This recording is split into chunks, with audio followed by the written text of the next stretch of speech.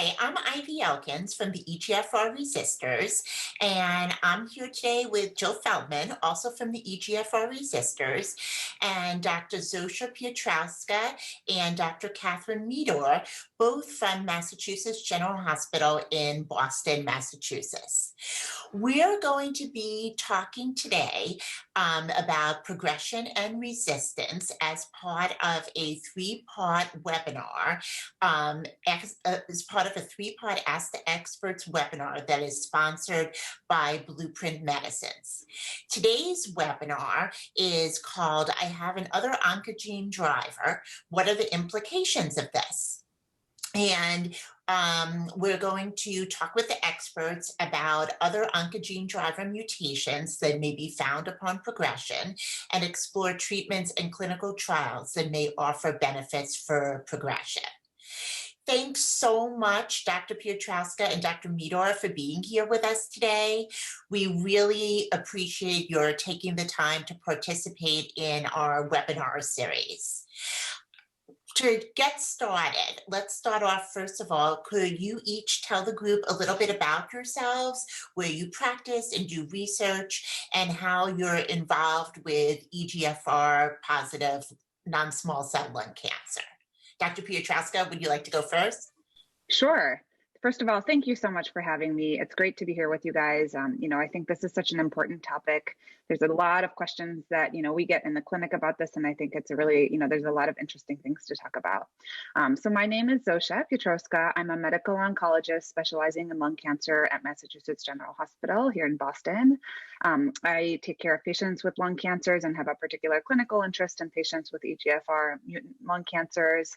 And I also do the clinical research trying to develop better treatments, trying to understand, how resistance to the targeted therapies that we have develops and how we can develop better treatment strategies. So I'm thrilled to be here and really looking forward to the discussion. Dr. Meador, would you like to introduce yourself? Sure.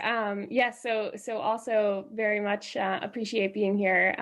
Thanks for organizing this. My name is Catherine. I'm one of the medical oncology fellows at Massachusetts General Hospital. I work in a research lab primarily studying EGFR mutant lung cancer, mechanisms of resistance, and other things. I also work in clinic with Zosha and get to learn from her as well in terms of clinical research and clinical care and getting to know patients. So really looking forward to the discussion also. Great, thank you both. I'd just like to add that Dr. Meador was part of our recent EGFR Research Summit as one of the younger investigators who participated in that. Thank you both for joining us today. Thank you again for having us. This is great. Yeah, it's great to have you guys. Thank you so much. Dr. Piotrowska, can you start by giving us a brief background as to what it means to acquire resistance to targeted therapy and where developing a new driver mutation fits into acquired resistance? Absolutely.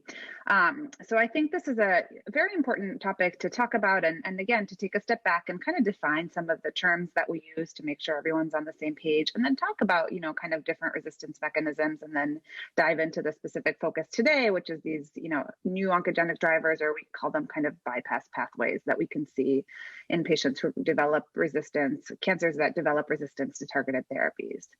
So if we look at the first slide here, this is probably a slide that many of you in the audience are familiar with, but just to make the point that, in recent years, I think in the United States and in many countries around the world, osimertinib has really become the standard of care for newly diagnosed patients with EGFR mutation-positive lung cancers.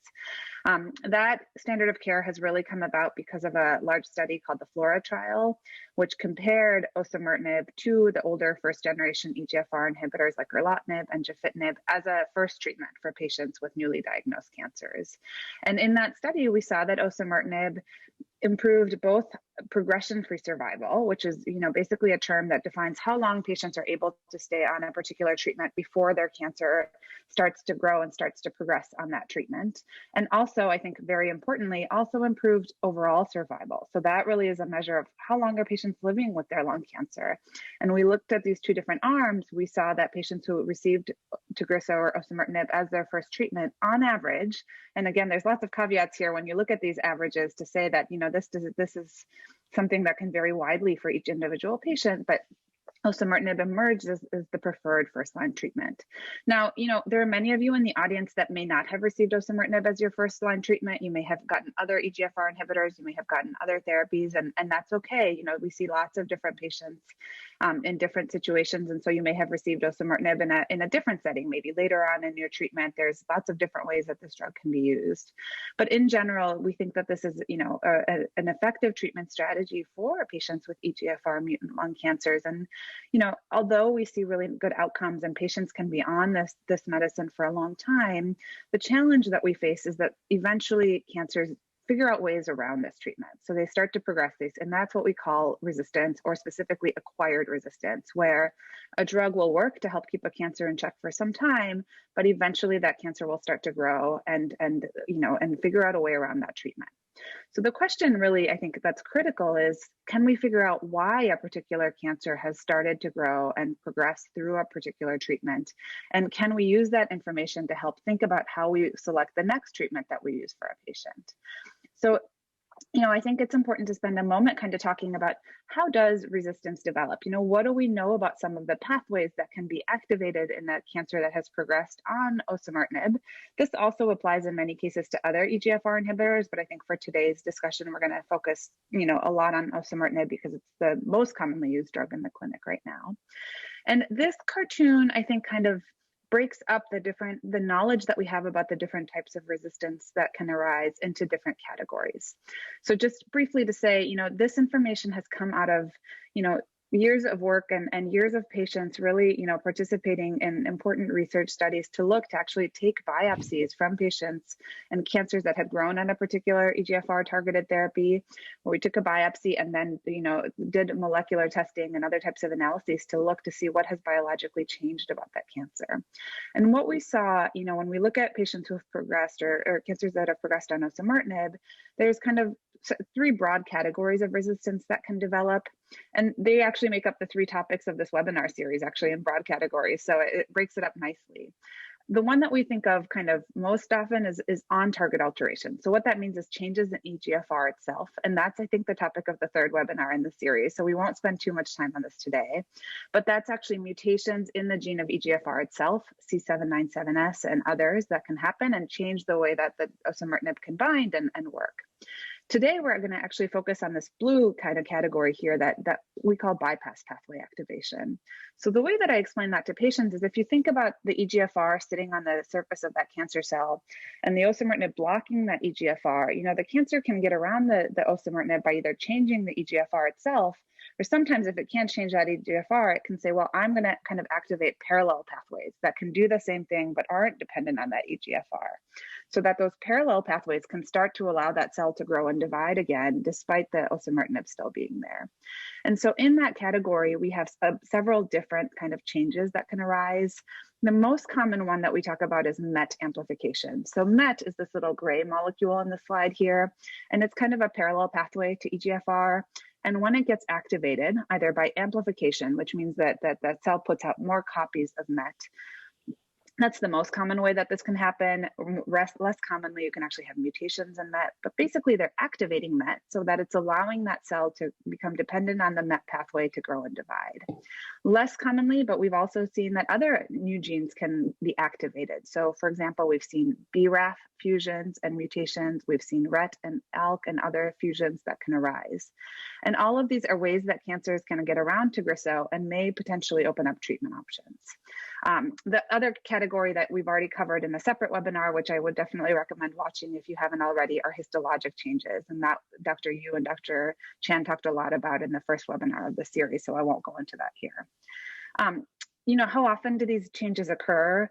I think we're still learning about this, in particularly when osimertinib is used as an initial first-line therapy. These are two pie charts that that Dr. Yu and colleagues at Memorial Sloan Kettering had put out, looking at these different types of resistance after osimertinib. On the left of the pie chart, this is actually patients who got osimertinib as their first treatment. There, the numbers are smaller, and you can see that the off-target, which is the green part of this pie chart, look like they make up about maybe a quarter or so of patients, but those comprise different types of off-target changes. On the right, you can see a little bit more of a complicated pie chart, which is has more patients in it from patients who've received osimertinib as a later treatment. So not as their first targeted therapy, but as something that they get later in treatment. And there again, you can see that there's a number of different off-target things that have been seen. And I'll point out that each of these, if you kind of squint, for example, ALK or BRAF fusions or other things like that, they're all just small numbers. MET amplification in both of these is probably the biggest piece of that green bar. About 6 to 7%. Some series have said it's even up to 15%, but these are not very common findings, but they're important to look for and identify when you can find them. Here on the next slide, I've just specifically honed in on first-line osimertinib use, so patients who received osimertinib as their first-line treatment. And in these cases, we have relatively limited data. This is something that we're looking at actively kind of on a research setting to learn more about this type of resistance. But the two series that we have shown that, actually off-target, these bypass pathways that can be activated seem to be one of the more common findings after first-line osimertinib. Still not very common. If you look on the left here, this is actually liquid biopsy data from the FLORA trial, which was that very first trial that I showed you, looking at first-line osimertinib versus the older EGFR inhibitors. And here we saw, when they looked at liquid biopsies, that about 15% of patients had that MET amplification. 3% of these patients, so just a couple of patients, had BRAF fusions, and importantly, this is a relatively limited data set and also limited a little bit by liquid biopsies rather than tissue biopsies. On the right, you can see here the Memorial Sloan Kettering experience. Again, this is the same pie chart from the last slide, but just to highlight the fact that these new oncogene drivers or off-target resistance pathways do seem to be one of the more common findings that we see, but nevertheless, this is still something that is relatively not rare, maybe, but not something that we find in every patient. So I think this really highlights the fact that it's important to look for these findings when cancers progress on osimertinib, but there are still many patients where we don't find one of these things, and we're doing a lot of work to try to understand that gray part of the pie chart, to understand what other ways cancers may become resistant to osimertinib and what other new treatments can we develop. So one of the implications of finding one of these off-target kind of bypass pathways being activated, in a broad kind of conceptual way to think about it is, if you think about, this is a cancer that still is, having some dependence on the EGFR. The osimertinib is still working, but this other parallel pathway has been activated. The idea here is that if you can combine, blocking both the osimertinib, the EGFR pathway, with adding another drug that targets that new kind of oncogene or new pathway that's been activated, the combination can work better than the osimertinib can on its own. So, I've put together a few different examples. This kind of concept has been used, to target a number of different bypass pathways that have been activated. The most well-known one are patients who develop MET amplification after osimertinib. And what we've seen there is actually, in several studies now, that the combination of osimertinib with a MET inhibitor, and there's a number of different MET inhibitors that are both in clinical trials and actually now FDA approved for, cancers that are primarily driven by MET. But that combination can work well for some of these patients. And on the left, we have what's called a waterfall plot. So just in case, the audience isn't familiar, this is actually, if you look at those blue bars, this is a table where each of those blue bars actually represents an individual patient and an individual cancer. And if you see on the y-axis there, it says the change from baseline. So this is basically looking at the measurement of how much did that tumor grow or shrink in response to that treatment. And all of the bars that go down, where they're below zero, that indicates a minus percentage shrinkage. So actually, that the cancer got smaller in response to the treatment.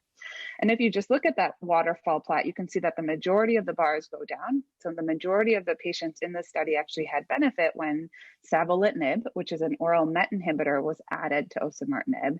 And all of these patients had MET amplification after progressing on osimertinib. And this is a combination that's now being evaluated in a number of different clinical trials, including the Orchard trial and the Savannah trial and others. I just also wanted to highlight on the right that there are other ways of targeting MET. So this is an example of a case report of a patient who was treated with osimertinib and crizotinib, another MET inhibitor, which is actually available, it's FDA approved. And sometimes we use these medicines in what we call an off-label fashion. So what that means is it's a medicine that's approved and available for other types of cancer. And if the patient's doctor actually asks the insurance, can we use this medicine in this situation, not for the type of cancer that it's usually approved for, but in this situation, because we think biologically this makes sense. And often, it's helpful if we can actually say there have been other published reports where this has worked, and we can ask insurance for permission and for coverage to use that combination. That's what off-label means. A lot of these examples that we're showing you are examples where these were used in an off-label fashion.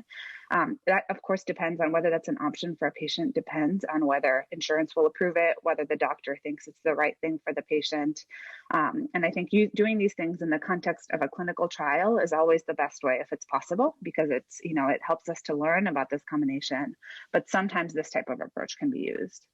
Just lastly, I wanted to show, two other examples of other kind of paradigms like this. So this on the left here, I have a CT scan of a patient who developed a RET fusion. So again, another one of these kind of parallel pathways that was activated after the cancer had grown on osimertinib. And in this case, the patient was treated with a combination of osimertinib plus pralsetinib, which is a RET inhibitor. And in this case, actually, again, what you can see on the CT scan, the CAT scan here is looking at the patient's lung straight on. On the far left-hand side of the figure, you can see the baseline. And you can see kind of that the edges of that lung are kind of lumpy, bumpy. You can see the red arrows pointing. That's actually cancer in the lining of the lung, the pleura. And when we compare that picture to the one on the right, where it says 8 weeks on treatment, that lumpy bumpiness, particularly if you look in the middle along the spine, you can see, where there was all those kind of gray bumps along the way. Along that area, that area has gotten much smoother. That kind of lumpy, bumpy area has gone away. And that's actually a response, an improvement in that pleural disease, the lining of the lung. That cancer has gotten smaller.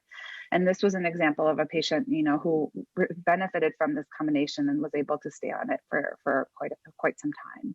Lastly, on the right are a couple of examples of cancers where an ALK fusion developed after osimertinib. And these patients were treated with the combination of osimertinib and two different ALK inhibitors, crizotinib on the top and alectinib on the bottom. These pictures are also CAT scans. It's a little bit of a different orientation. These are actually cross-sectional views like this, kind of through the patient, where you're looking at the patient from the feet up, and you're kind of slicing, the slices are kind of like a loaf of sliced bread. So in a cross-section across the chest. And in each of these across the top, you can see a tumor on the left lung getting smaller from the first picture to the second. And on the bottom, you can see kind of at the top of that right lung, another area that's gotten smaller from the first picture to the second. So, those are all different examples of ways that we can use this information to help select treatment. The final point I just wanted to make is all of these cases we're showing you, with the exception of the savolitinib, that waterfall plot, a lot of these are what we call case reports. These are kind of, individual or maybe sometimes a couple of patients that have been treated with this combination. And for some of these rare findings, RET or ALK fusions, these are happening in just a few % of patients where the cancer has progressed on osimertinib. And we don't have a lot of data yet about, how likely is this really to work? And I think it's important to highlight that, because whether or not that combination is right for the patient depends on many factors. And especially when we're making decisions based on just these individual case reports, you really have to weigh the risks and benefits carefully. I think whenever possible, clinical trials are, the best way to receive these treatments, but just to, highlight that that's somewhat of a limitation in the data that we have so far. Let me stop there, and Jill and Ivy, see what questions you have on that. Thank you for explaining what a case report is as well, because I know that with even rare mutations, it's really almost close to impossible to do a randomized controlled trial.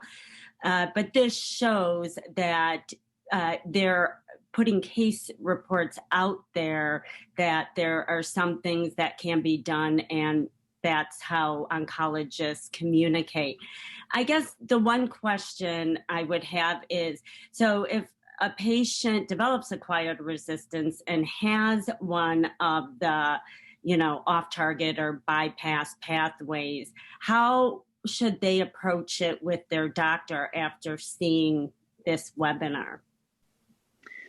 It's a great question. I think this is an area where often, talking to the doctor locally, but sometimes actually also seeing a doctor that has kind of expertise in EGFR can be helpful. And I think now, especially now with virtual visits, that can sometimes be set up pretty quickly because, this is a rare finding within a rare cancer. And I think, many local doctors, local oncologists who, particularly general oncologists who see lung cancer patients and breast cancer patients and colon cancers and other things, this is a very, very kind of unique situation. And it's not always so clear what to do.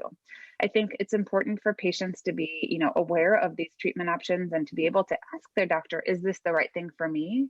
And it's a discussion about whether it's the right thing or not. But it's also, I think, appropriate to ask, are there clinical trials? Should I be seeking a second opinion?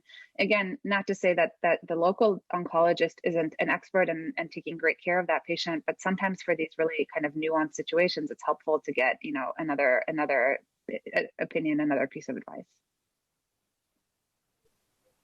I also have a question for a number of the oncogene mutations, MET, RET. There are more than one inhibitor currently out there, either in clinical trials or off-label usage, as you mentioned. So, say a patient does develop, I'll use MET as an example, a MET mutation post-osimertinib and is treated for a while with one of the inhibitors for the MET mutation.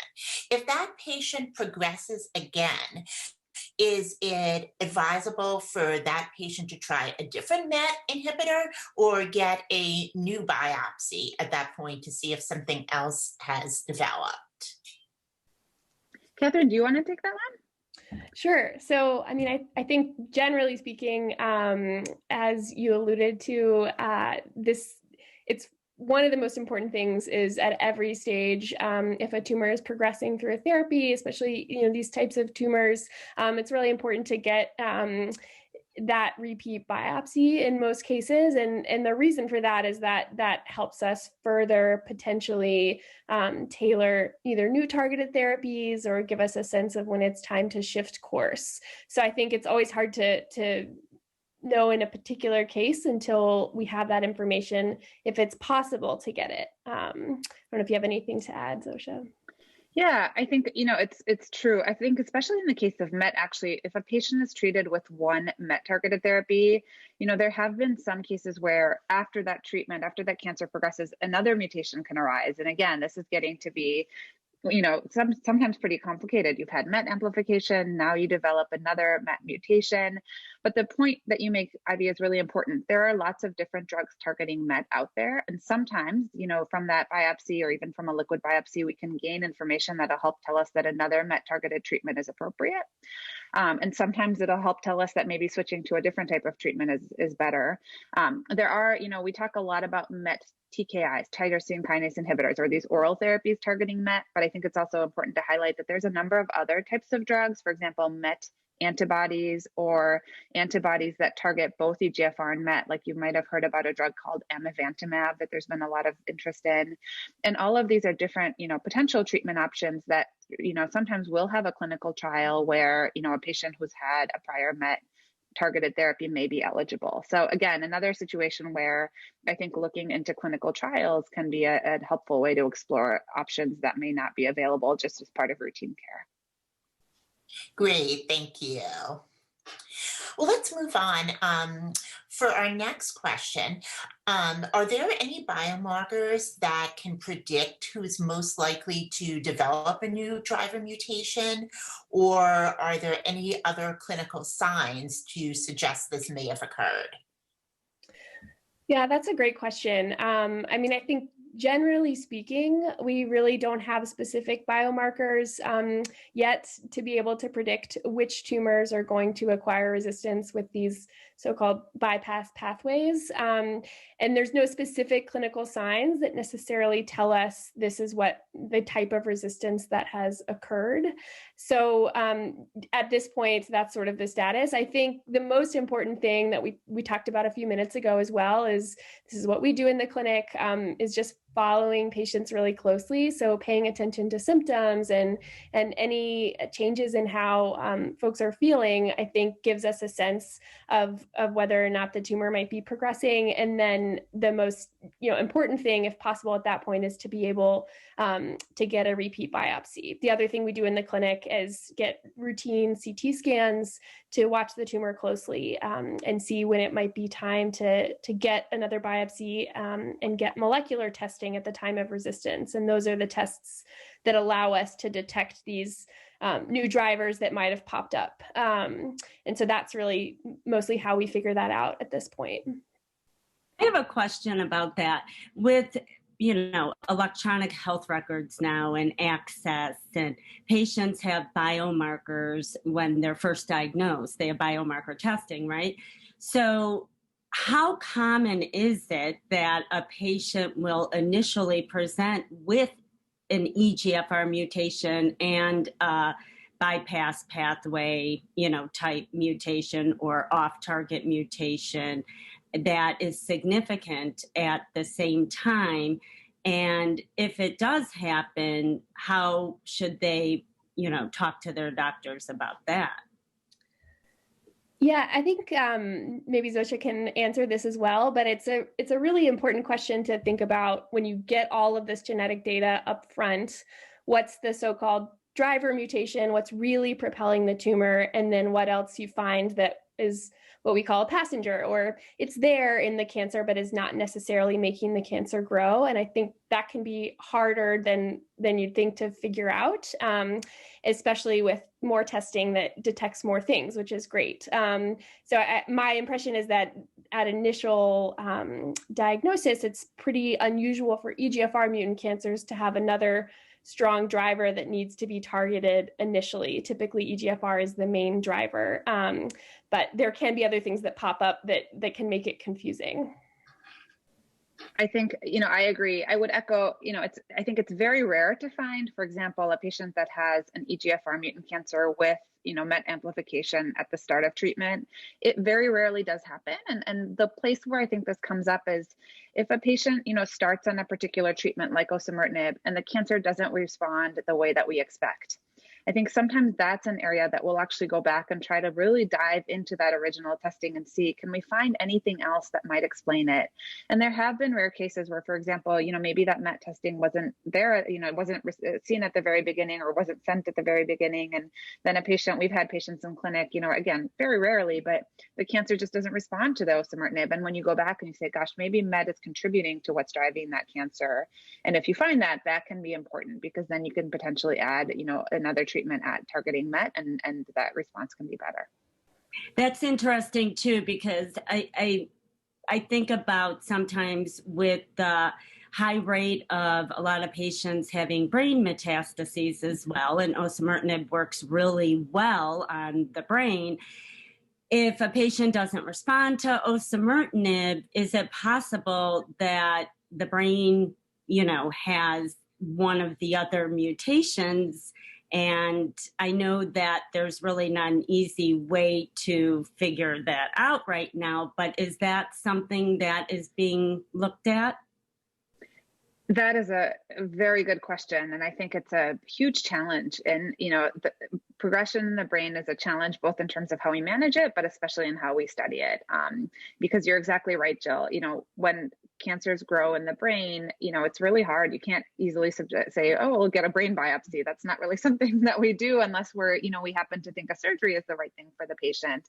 And even sometimes we talk about, trying to sample cerebral spinal fluid. So getting a spinal tap. But again, for patients, that's not something that we want to put them through unless we really think they need it, to help us make the best clinical decision for the patient. So, the short answer is, I think we still don't know as much as we'd like about why cancers progress in the brain.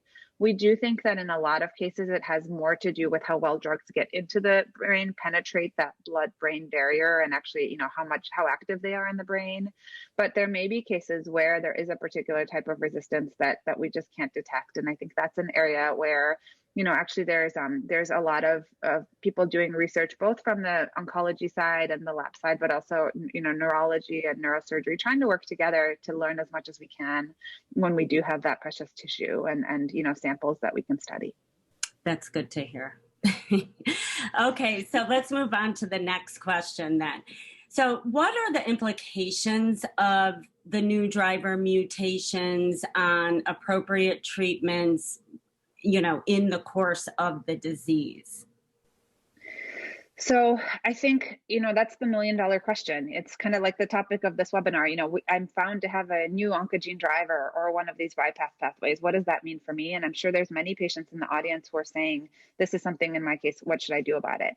I think, it's definitely an important thing to be aware of. And as I showed you, there are good data to support using the combination of, usually it's actually the combination of an EGFR targeted therapy. Often, for example, for patients who have been on osimertinib, it's keeping the osimertinib going, but adding another drug that's targeting that second bypass pathway that's been activated. There are a number of clinical trials going on in this space, and I think that that always the best way, if it's possible, for patients to access these types of treatments is to enroll in a clinical trial, because that helps get patients access to that therapy, but also helps us learn more about these rare events and figure out how we can better treat patients in the future. But for patients who, where there may not be a clinical trial, or they may not be able to travel for a clinical trial, logistically, or now especially in the pandemic, sometimes we do think about using these off-label drugs. Actually saying, well, we're going to ask your insurance if we can try this combination of osimertinib plus one of these other therapies that's approved. Again, that's usually based on case reports, and I think it's important to highlight that can be effective. But case reports are, one of their limitations is that we're always excited to publish case reports that work, right? Always, as we want to publish kind of our success stories, but we're sometimes not as compelled to publish the story, the case reports of patients where we tried a combination and they didn't work as well.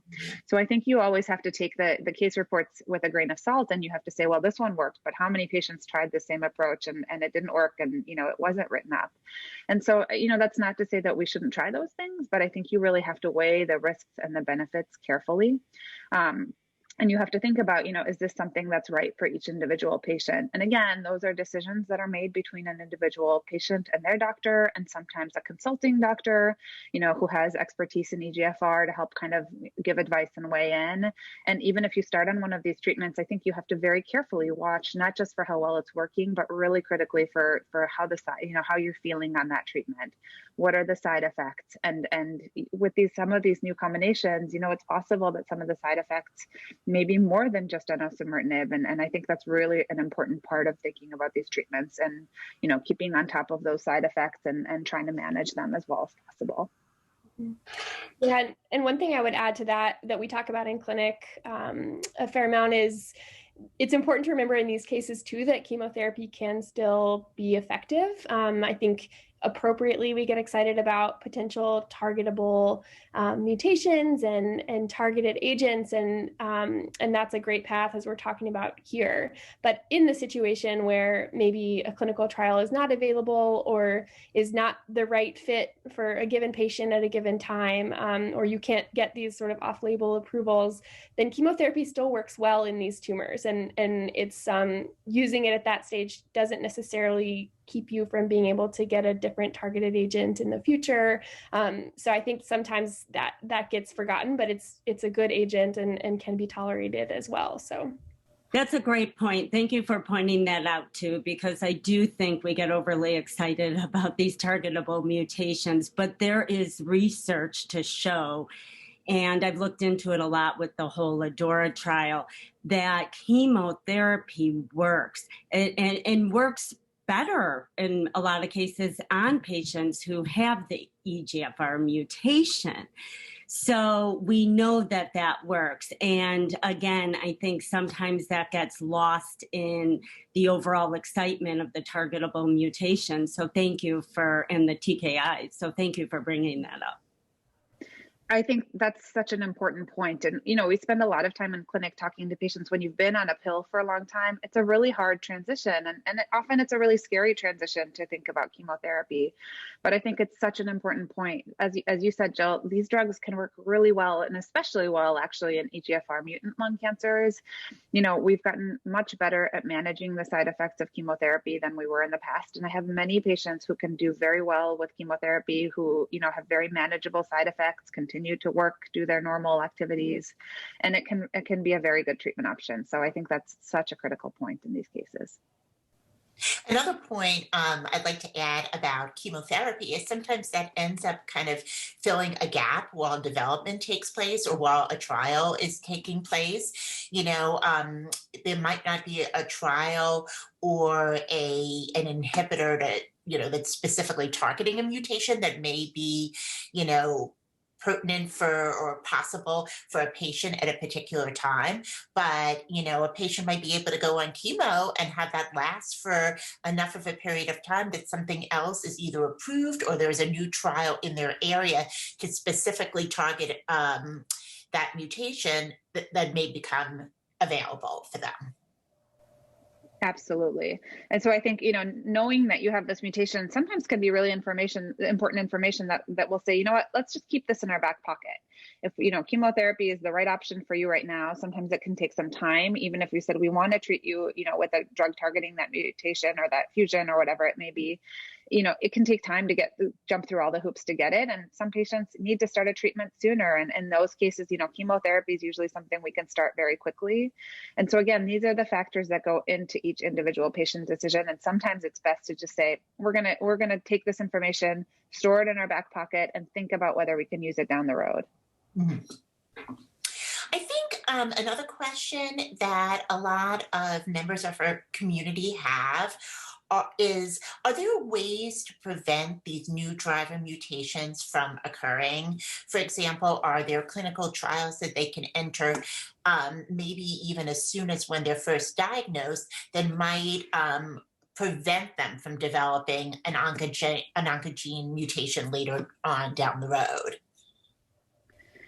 So I think that's another great question, and an area actually of a lot of research. If even at the EGFR Resistor Summit, we heard about some exciting research looking at these cells that are called drug persister cells. So really trying to understand how are cells surviving that initial treatment? Which ones are the ones that eventually kind of become the seeds of resistance, and how can we better treat patients as their first treatment to prevent that from happening? I think we're still learning about that. And definitely this idea of kind of combining treatments as an initial treatment to prevent those resistance mechanisms from arising is a strategy that's being tried. There are trials looking, for example, at combinations of different EGFR inhibitors to see if we can prevent different EGFR mutations from coming up. And there are, I believe, upcoming trials of, even with drugs like amivantamab or with other MET inhibitors to see whether those combinations may prevent MET from becoming, from driving resistance down the road. I think these are really exciting trials. I will say that sometimes, these combinations can have a little bit more side effects than osimertinib alone. And I think when we look at the outcomes from these data, we really are going to have to weigh both, how well this works and how much kind of added benefit these combinations may give, but also how do patients feel on these treatments, and, what is their quality of life like? And I think we're going to have to really, think critically about kind of the pros and cons of these different approaches and what is the best way forward. Thank you for that. You've mentioned a few times that probably the best option for patients, if they're available, would be a clinical trial once some sort of progression occurs and they develop an oncogenic driver mutation. How should a patient go about finding a clinical trial? What if they're at a medical center that doesn't have any in lung cancer? So there's a couple of different ways.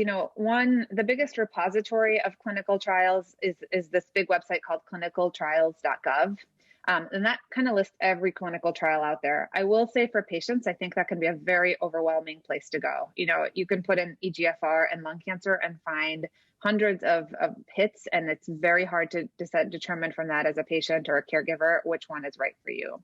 So, that's a place to kind of look, but I would kind of caution that can be, I think, overwhelming and hard to really kind of pick out what fits and what doesn't. I think in these scenarios, actually, this is where getting an opinion from someone who's an expert in this area and who's working on some of these clinical trials can actually be the best way to navigate. Because I think all of us in the field, whether clinical trials at our own institution or even clinical trials that our colleagues may be running, we have a general sense of kind of what's out there. And if we meet patients and we look through their, what testing has been done, what has been found, we can help point patients and families in the right direction to be able to navigate. And I think those referrals can come from patients themselves. You can reach out. I think many of our offices are happy to hear from patients and get connected with patients that way. And you can also ask your doctor to help make that connection. Many doctors who aren't at an academic center will know, colleagues at bigger academic centers and may be able to help make that connection. That's a great, we would love to have if there were, and I know there's not, but within lung cancer, wouldn't it be great if with each, kind of biomarker or histological type, there was a place you could go to find clinical trials specific. And again, I know the breakdown now is absolutely probably crazy compared to what it used to be. But in addition to clinical trials after resistance to osimertinib, with these mutations, what type of resistance do you see with these mutations? And are there clinical trials out there, or what is the next step for a patient if they've already been on one of these therapies, whether it's a trial or off-label? Catherine, do you want to take that? Oh, sure. I can offer my thoughts and you can add as well. I think it's a lot of what we've been saying already, but I think we have a lot to learn still about this. So there are very small numbers of patients on these combinations, at least relatively speaking, compared to all the patients with lung cancer. And so we try to learn as we go in terms of collecting that information and doing the necessary research, both in the lab and the clinic, to figure out what the next steps are. So I would say that's a work in progress. And these new combinations are still pretty new in development. I know we're starting to learn some things, but. So you haven't seen any specific, acquired resistance, any specific mutation if somebody develops acquired resistance on these new therapies or on chemotherapy, if they're on, so if they, if the cancer develops a RET or a BRAF and the patient goes on to that next treatment and then they develop the cancer develops resistance again and they get another biopsy, I guess the question is there a certain biomarker that has been common or that has been found in more than a few patients? I think, the answer to that is these are really still fairly rare situations. And I think that the short answer is I think we still just don't know. The best example actually is patients with MET amplification who've been treated, for example, with savolitinib or even crizotinib. In those cases, actually, because that's probably the most common of these different bypass pathways, we have had, a number of patients who've had biopsies after those MET targeted therapies. And we have actually seen instances where new MET mutations can come up. And in some cases, those new MET mutations can actually point us in the direction of maybe a different MET inhibitor that might work better. But I think in the case of RET or, even BRAF, these are small numbers of patients. And I think we just don't know. I think even in terms of clinical trials for these patients, there is a number of trials targeting MET for sure, that again, because that's the most common one. But some of the less common ones like RET and ALK and BRAF, there's actually been, few trials. And I think a lot of companies worry that with something so rare, they're not going to be able to find enough patients to actually be able to, enroll to a clinical trial and learn what we need to do. I would argue that is not a reason not to try. And I think we should still be trying to do this, because we're only going to, learn if we're able to all work together and try to collectively get as much experience as we can. And one example I will give is there's a study called the Orchard trial, which is this multi-arm study that is actually looking specifically at cancers that progress on osimertinib as their initial treatment. So cancer patients who have been on osimertinib as their first treatment, where the cancer starts to grow on osimertinib. Orchard is actually a multi-arm study. So patients have a biopsy and then get assigned to different arms based on what the biopsy shows. And there's also arms for patients where the biopsy may not show something that we can target. And I think that's actually a perfect example of a study where, it's being done around the country and around actually the world.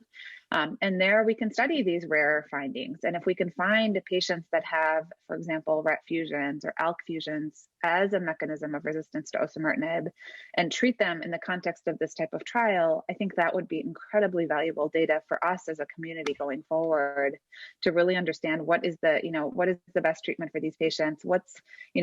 Is this something that's, one, how likely is it to work, and how safe is it? What are the side effects? Is this something that we can use safely?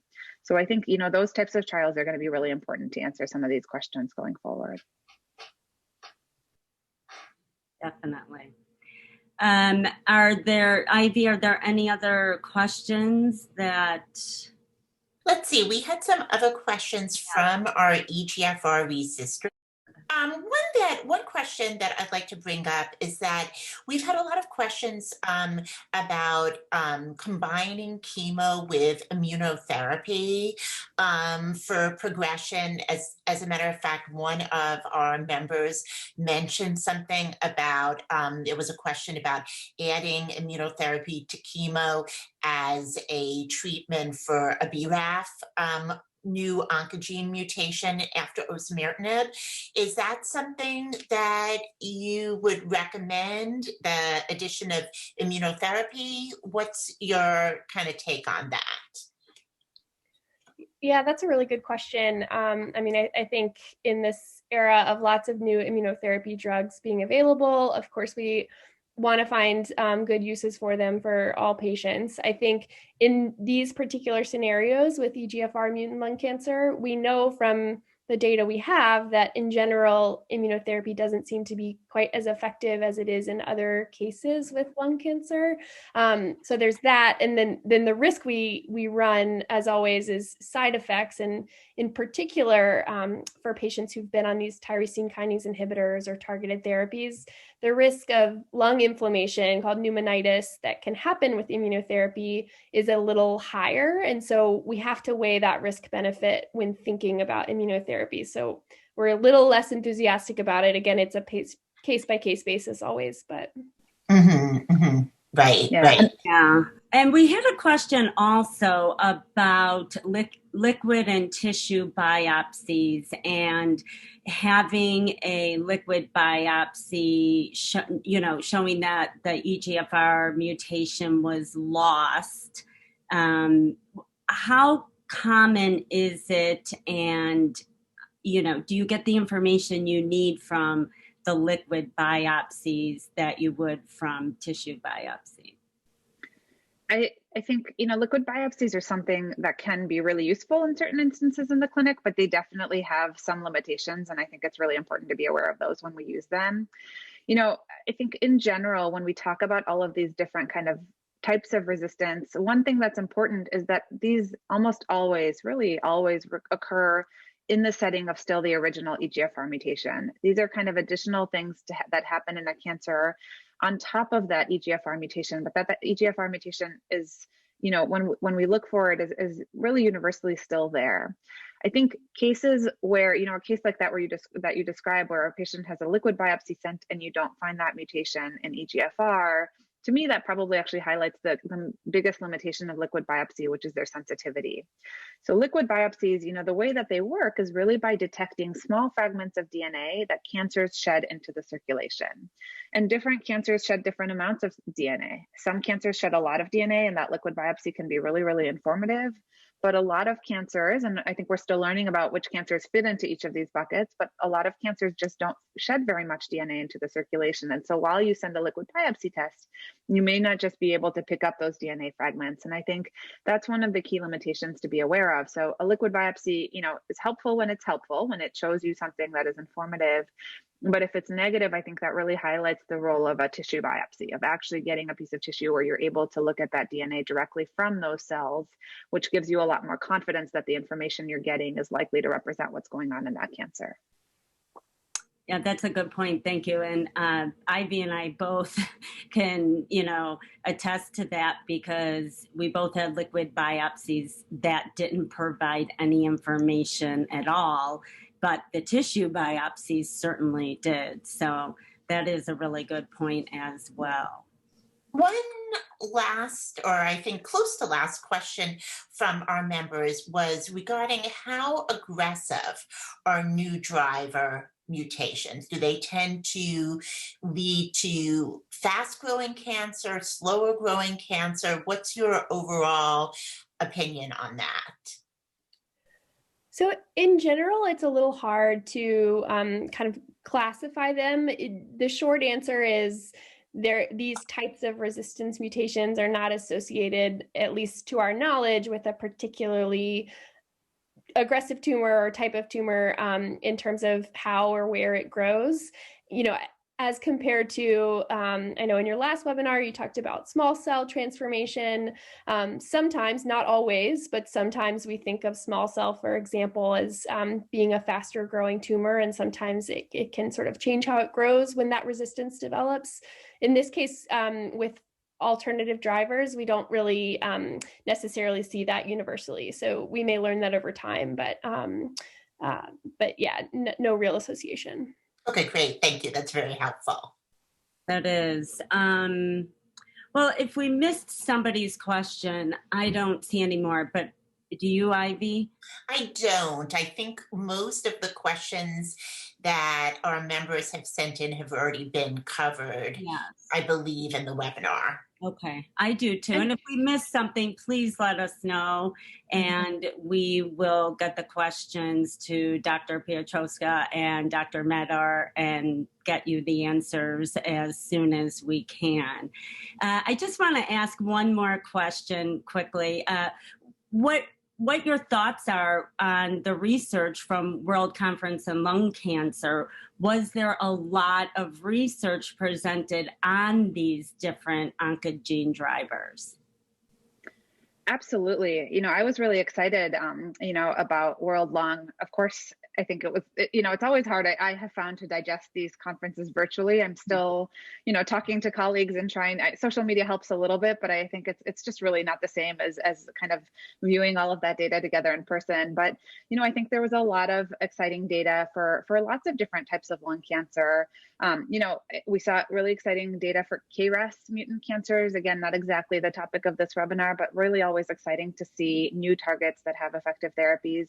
The other place where we saw some nice updates was for EGFR exon 20 insertions, where we saw, promising treatments. And I think some of those treatments, in particular amivantamab, which I've, mentioned a few times as kind of a new and exciting treatment, that is something where we're learning a lot about that medicine, and we hope that that's going to be an effective treatment strategy, both for the more common types of EGFR mutations and for exon 20. The other thing that I was also excited to see was some updated data with U3-1402. The name is patritumab deruxtecan, but that's another new type of antibody drug conjugate based treatment, which seems to be another effective both treatment strategy, but also kind of a new way of targeting EGFR mutant cancer. So I think there's a lot of exciting work being done and new treatments coming down the pipeline. And I think, what clinical trials are available now versus what's going to be available in 6 or 12 or 18 months is really, something I'm excited to see. And I think we have exciting drugs coming down the road. That's encouraging. It's a great way to end this. Thank you guys so much again for taking your time and for such a thoughtful conversation, your expertise. We really, really appreciate it. This was fantastic webinar. And we'd like to thank Blueprint again for sponsoring this 3-part series webinar. It's a great educational piece for people in our community to better understand what EGFR positive lung cancer is and the treatments after osimertinib more particularly. And thank you, CEC Oncology, for helping us put this together. And our EGFR resistors community, you guys are rock stars. You just provide the best questions, and we are so grateful for your motivation and your active participation in all of it. So stay tuned for the next webinar series. Thank you. And I'll just add a big thank you to both you, Jill and Ivy. You guys are such incredible advocates, and I think you really, ask thoughtful questions and really help, bring together us as researchers and as clinicians and the patient care community so that we can all work together. So thank you for putting this together and for all of your work. Thank you. Thank you. You guys are rock stars too. Thanks.